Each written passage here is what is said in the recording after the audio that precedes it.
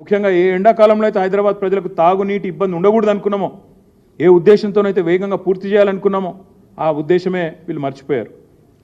ఆనాడు మా ప్రభుత్వం ఉన్నప్పుడు వేగంగా చేసినాం, వీళ్ళు లేటుగా మేల్కొన్నారు.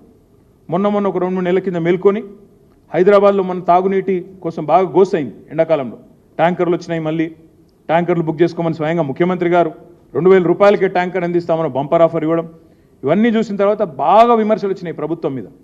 అరే ట్యాంకర్లు అమ్ముతారా, కేసీఆర్ గారు ఉచితంగా 20,000 లీటర్లు నీళ్ళు ఇస్తున్నాడు హైదరాబాద్లో, మీరు 2,000 రూపాయలకు ఒక ట్యాంకర్ అని చెప్పడం ముఖ్యమంత్రి గారు ఏమాత్రం భావ్యం అని చెప్పి పోయిన అసెంబ్లీ సమావేశాల్లోనూ ఆనాడు ముఖ్యమంత్రికి మాట్లాడిన మాటల మీద చాలా వ్యతిరేకత, ప్రజల నుంచి చాలా విమర్శలు వచ్చినాయి. వచ్చినాక అప్పుడు మొద్దు నిద్ర నుంచి వీళ్ళు మేల్కొన్నారు. మేల్కొని ఆగమాగం వర్షాకాలంలో హడావుడి చేయడం మొదలుపెట్టారు. పెట్టి అందులో భాగంగానే లాస్ట్ 2-3 మంత్స్లో ఇక జలమండలి అధికారుల మీద ఒత్తిడి తెచ్చి దన్న కట్టండి, మీరు ఫాస్ట్గా కట్టండి, సరే ఇన్ని రోజులు దున్నపోతులాగా నిద్రపోయినాం కానీ ఇప్పుడన్నా ఫాస్ట్ కట్టండి అని ఒత్తిడి తెస్తే ఆగమాగం ఈరోజు ఎట్లా చేసినారంటే వీళ్ళ తప్పిదం వల్ల. నేను నిన్న రాత్రి ఒక జలమండలి ఉన్నతాధికారితో కూడా చాలా వివరంగా మాట్లాడినా, అడిగిన ఏం జరిగింది. తర్వాత కొంతమంది రిటైర్డ్ అధికారులతో నేను మాట్లాడిన ఫోన్ చేసి ఏం జరిగింది, ఈ ప్రమాదం ఎందుకు జరిగింది అని. నేను ఇంకొక మాట అడుగుతా ఉన్నా. ఈ ప్రమాదం జరిగిన రోజు ఆగస్టు 2 ఉదయం శాసనసభ సమావేశాలు జరుగుతూ ఉన్నాయి. శాసనసభ సమావేశాలు జరుగుతున్నప్పుడు ఏ విపత్తు సంభవించినా, ఏ ఇబ్బంది తలెత్తినా, ఏ ప్రమాదం జరిగినా వెంటనే శాసనసభ సమావేశాల్లోనే సభ్యులందరికీ తెలియజేసే విధంగా, రాష్ట్ర ప్రజలందరికీ తెలియజేసే విధంగా ప్రభుత్వం ప్రకటన ఇవ్వాల్సి ఉంటుంది. అది ప్రభుత్వం బాధ్యత, సాంప్రదాయం. ఏ విపత్తు అయినా, ఏ మంచి వార్త అయినా. ఎట్లయితే మన ఎస్సీ కేటగరైజేషన్ మీద ఒక సుప్రీంకోర్టు తీర్పు రాగానే వచ్చి దనదన స్వీట్లు పంచుకొని కొద్దిగా హడావుడి చేసినరో, అదే పద్ధతిలో మంచి వార్త వస్తే శాసనసభలోనే ప్రకటించాలా.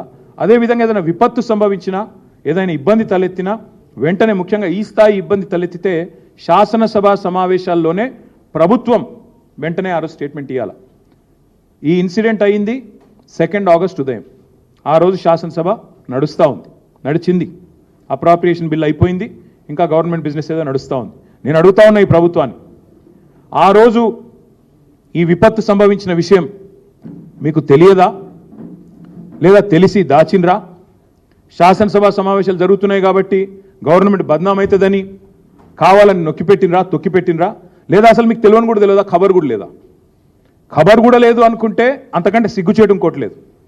మరి రాష్ట్రంలోని మున్సిపల్ శాఖ ఏం చేస్తున్నట్టు, ఎవరి ఆధ్వర్యంలోనైతే పనులు జరుగుతున్నాయో హెచ్ఎండబ్ల్యూఎస్ వాళ్ళేం చేస్తున్నట్టు, రాష్ట్రంలోని నిఘా వ్యవస్థ ఏం చేస్తున్నట్టు, మీ గూఢచారి సంస్థలు ఏం చేస్తున్నట్టు, అసలు మీకు ఖబర్ లేదనుకుంటే సిగ్గుచేటు మీకు తెలవాలా. ముఖ్యమంత్రికి, రాష్ట్ర ప్రభుత్వానికి సంఘటన జరిగిన క్షణాల్లోనే సమాచారం రావాలా. ఇంత పెద్ద సంఘటన జరిగి కోట్ల రూపాయల ప్రజాధనం నష్టమైతే తెలియదు అంటే సిగ్గుచేటు. తెలుసు అంటే 100% నేను ఆరోపిస్తా ఉన్నా, మీకు తెలుసు, ముమ్మాటికి తెలుసు, పక్కా తెలుసు మీకు. కానీ మీరు వారం రోజులు దాచిపెట్టారు. వారం రోజులు దాచిపెట్టి గోప్యత మెయింటైన్ చేయాల్సిన అవసరం ఏమొచ్చింది? ఇది మీ తప్పని మీకు తెలుసు, మీరు చేసింది తప్పని తెలుసు, ఇది మీ నిర్వాహకం వల్ల, మీరు ఆగమాగం చేయడం వల్ల జరిగిందని తెలుసు. ఇంజనీర్లు చెప్తా ఉన్నారు, వద్దనంగా ఆగమాగం పనులు స్టార్ట్ చేసి వద్దనంగా గేట్లు బిగించారు సార్. ఫుల్ ఫ్లో వస్తుంది, వరద వస్తుంది అని చెబితే వినకుండా ఇవాళ తొందరగా పూర్తి చేయాలని చెప్పి మాకు ఆదేశాలు పైనుండి వచ్చినాయి.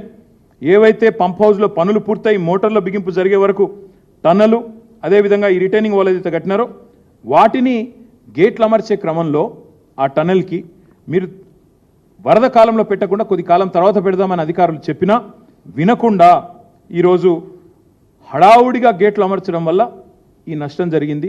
మొత్తం ఆ వీడియోలో మీకు చూపెడదాం అనుకున్న వీడియో కూడా మీరు అందరు చూసే ఉంటారు, సోషల్ మీడియాలో ఇప్పటికే విస్తృతంగా తిరుగుతూ ఉంది ఆ వీడియో. తప్పకుండా నేను మిమ్మల్ని, ప్రభుత్వాన్ని అడిగేది, ఇంజనీర్ల పర్యవేక్షణ లేకుండా, పురపాలక శాఖ అజమాయిషీ లేకుండా ఈ రకమైన ప్రమాదం ఏదైతే జరిగిందో, అదృష్టవశాత్తు కూలీలు షిఫ్టులు మారే టైంకి ప్రమాదం జరిగింది. లేకపోతే అక్కడ ఎంతమంది మరణించేవారో లెక్క కూడా లేదు, అంత పెద్ద ప్రమాదం ఇది. 2 ఎక్స్పాన్షన్ జాయింట్ల మధ్యన ఉన్న రిటైనింగ్ వాల్ మొత్తం కొట్టుకుపోయింది. అందుకే నేననేది, మా పార్టీ అనేది, ఈరోజు మంచి జరిగితే మా ఖాతాలో వేసుకోవాలా, చెడు జరిగితే మాత్రం వాళ్ళ ఖాతాలో వేయాలనే చిల్లర ప్రయత్నం ఏదైతే ఈ ప్రభుత్వం చేస్తుందో ఇది పూర్తి స్థాయిలో ఈ ప్రభుత్వం యొక్క వైఫల్యం.